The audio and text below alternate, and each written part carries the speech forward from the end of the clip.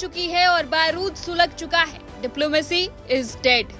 जी हाँ, middle east से इस वक्त की सबसे बड़ी और खौफनाक खबर यही है कि ईरान ने कागज के वो सारे पन्ने फाड़ दिए हैं जिन पर अमेरिका के साथ शांति की इबादत लिखी जा रही थी। अब कोई बातचीत नहीं होगी, कोई समझौता नहीं होगा और ना ही पर्दे के पीछे कोई डीलिंग होगी।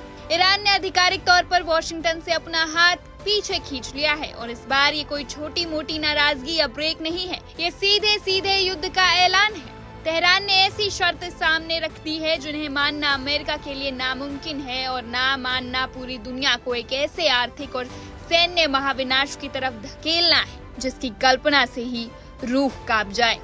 आइए जानते हैं कि कैसे कूटनीति के आखिरी रास्ते पर हमेशा के लिए ताला लग गया। कहानी की शुरुआत होती है सोमवार 1 जून से। ईरान के अर्ध सरकारी मीडिया से एक ऐसी खबर आई जिसने पूरी दुनिया के डिप्लोमेट्स के होश उड़ा दिए। खबर थी कि तेहरान की वार्ता टीम ने मीडिएटर्स के जरिए अमेरिका के साथ होने वाले संदेशों के लेन देन और बातचीत को हमेशा के लिए सस्पेंड यानी निलंबित कर दिया है। लेकिन ईरान ने इतना बड़ा कदम आखिर उठाया क्यों? इसके पीछे वजह है लेबनान। ईरान ने अमेरिका के सामने एक शर्त साफ रखी थी कि अगर कोई भी सीज फायर यानी कि समझौता होना है तो पहले लेबनान में इजराइल के हमलों को रोकना होगा। ईरान के मुताबिक इस शर्त का हर मोर्चे पर उल्लंघन किया गया। जब पानी से ऊपर चला गया तो ईरानी प्रतिनिधिमंडल बातचीत की मेज से उठ खड़ा हुआ। लेकिन बात सिर्फ मेज से उठने की नहीं है, बात उस खौफनाक चेतावनी की है जो ईरान ने जाते जाते दुनिया को दी है। ईरान और उसके सहयोगी संगठनों ने अब अपने एजेंडे में एक ऐसा आर्थिक परमाणु बम शामिल कर लिया है जो बिना कोई मिसाइल दागे पूरी दुनिया को घुटने पर ला सकता है और वो हथियार है स्ट्रेट ऑफ हॉर्मुज को पूरी तरह बंद करना। अगर ईरान ने इसे थोड़ा सा भी बंद कर दिया तो ग्लोबल इकोनॉमी में रातों रात वो भूचाल आएगा जिसकी कल्पना भी करना मुश्किल है। महंगाई हर देश के घर में घुस जाएगी और सिर्फ यही नहीं, लाल सागर में हूती विद्रोही पहले ही बाब अल मंदेब के रास्ते वैश्विक व्यापार की कमर तोड़ रहे हैं, यानी अब चौतरफा घेराबंदी की तैयारी है। अब सवाल उठता है कि आखिर अचानक ऐसा क्या हुआ कि बात इतनी बिगड़ गई? स्थिति को जन्म किसने दिया? इसके लिए हमें चलना होगा लेबनान की राजधानी बेरूत के दाहिए इलाके में। ये इलाका हिजबुल्लाह का सबसे बड़ा गढ़ माना जाता है। इजराइल के प्रधानमंत्री बेंजामिन नेतन्याहू ने इस इलाके पर भीषण हमलों के आदेश दिए। लेकिन यहाँ एक बहुत बड़ा ट्विस्ट है। रिपोर्ट्स बताती है कि इजराइल ने ये हमले अकेले नहीं किए, बल्कि इसके पीछे वॉशिंगटन यानी अमेरिका के साथ पूरा तालमेल और कोऑर्डिनेशन था। जरा इस खेल को समझिए। एक तरफ अमेरिका और ईरान के नुमाइंदे कूटनीति की भाषा बोल रहे थे, पर्दे के सामने बातचीत का नाटक चल रहा था और ठीक उसी समय पर्दे के पीछे वॉशिंगटन और तेल अवीव मिलकर लेबनान की जमीन पर बारूद बरसा रहे थे। ईरान ने इस दोहरे खेल को भांप लिया और उसने तय किया कि अब बहुत हुआ। मामला सिर्फ लेबनान तक सीमित नहीं रहा। पिछले कुछ दिनों में बात इतनी आगे बढ़ गई कि दोनों देश सीधे एक दूसरे पर हमला करने लगे।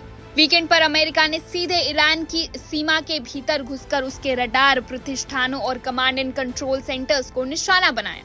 अमेरिकी सेंट्रल कमांड ने सीना ठोककर कहा कि ये ईरानी हरकतों का जवाब था। जवाब में ईरान के Islamic revolutionary guard corps IRGC ने भी पलटवार किया। उन्होंने दावा किया कि उन्होंने उस अमेरिकी एयरबेस को उड़ा दिया जहां से ईरान के टेलीकम्युनिकेशन टावर पर हमला किया गया था। इस बीच कुवैत ने भी कहा कि उसने अपनी जमीन पर होने वाले हमलों को नाकाम किया है। यानी एक तरफ टेबल पर बातचीत चल रही थी और दूसरी तरफ जमीन पर सीधे मिसाइलें दागी जा रही थी। इस आग में घी डालने का काम किया डोनाल्ड ट्रंप की उन कड़क शर्तों ने जो उन्होंने बातचीत की मेज पर भिजवाई थी। ट्रंप ने ईरान के परमाणु कार्यक्रम को लेकर बेहद सख्त शर्त रखी और साफ कहा कि किसी भी समझौते के लिए हॉर्मुज को खुला रखना ही होगा।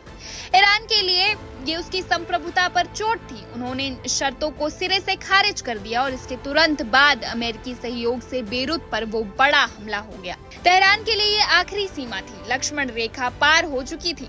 आज रात ईरान का संदेश पूरी दुनिया के लिए आईने की तरह बिल्कुल साफ है। शर्त नंबर 1, जब तक इजराइल लेबनान और गाजा से अपनी सेना पूरी तरह पीछे नहीं हटाता कोई बात नहीं होगी। शर्त नंबर 2, जब तक रेजिस्टेंस एक्सिस यानी ईरान के सहयोगी संगठन संतुष्ट नहीं होते कोई समझौता नहीं होगा। तो अब स्थिति क्या है? दुनिया अब कूटनीति के दौर से बाहर निकल चुकी है। शांति की उम्मीदें दम तोड़ चुकी है। अब हम एक ऐसी जगह पर खड़े हैं जहां से किसी भी वक्त एक मल्टी फ्रंट वॉर छिड़ सकता है, जो पूरी दुनिया की अर्थव्यवस्था को तहस नहस कर देगा। अब सवाल ये नहीं रह गया है कि क्या अमेरिका और ईरान के बीच समझौता जिंदा है या मर चुका है। समझौता तो दफन हो ही चुका है। अब सबसे बड़ा और सबसे डरावना सवाल ये है कि कल सुबह जब दुनिया जागेगी तो क्या वो तीसरे विश्व युद्ध की दस्तक सुनेगी, और क्या दुनिया इस महाविनाश को झेलने के लिए तैयार है। फिलहाल इस सवाल का जवाब ना तो वॉशिंगटन के पास है, न तेहरान के पास और ना ही यूएन के पास। ये जवाब तो आने वाला समय ही बताएगा। फिलहाल इस खबर में बस इतना ही। देश और दुनिया की तमाम बड़ी खबरों के लिए देखते रहिए वन इंडिया हिंदी।